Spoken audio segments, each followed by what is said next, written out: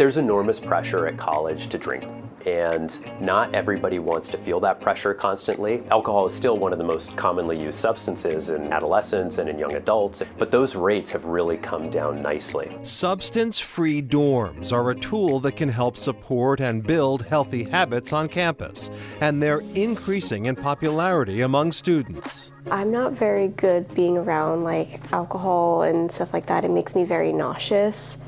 And it's also it feels very uncomfortable to be around. So having to not worry about that was a priority.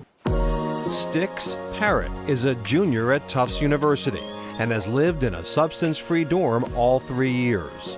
Some of my closest friends I've met through here just because I don't have to worry about them pressuring me. This place has become such a good home to be in. Parrott lives with about 50 other students at Simpson House, a newly renovated residence that's one of the school's 2 substance-free dorms in Medford. I think about it a lot because if that were available to me then, I might have saved me about 20 years of running around and damaging myself in one way or another.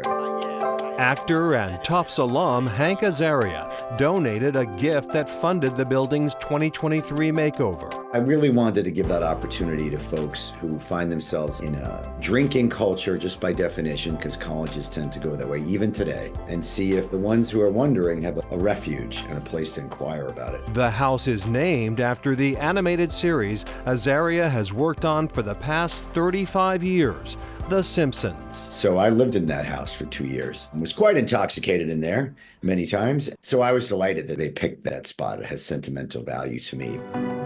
Azaria started his recovery in AA and has been sober 18 years. He was there for the building's 2023 dedication and spoke to some of the students living there.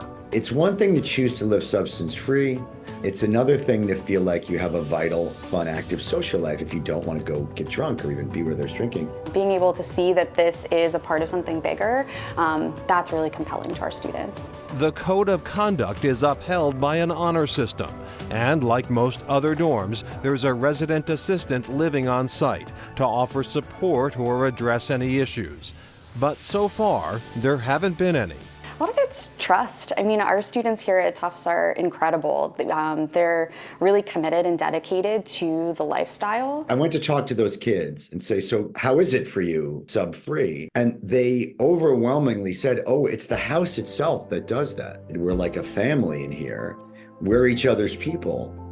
And that's when the light bulb went off. It's like, if that's what's creating a social life for folks, then we have to keep that option going through all 4 years if we can. And I'd like to create even more spaces.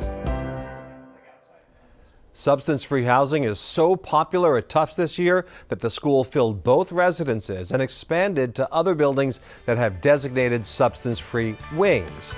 And that's Chronicle for tonight. Thanks for joining us. I'm Anthony Everett. Good night.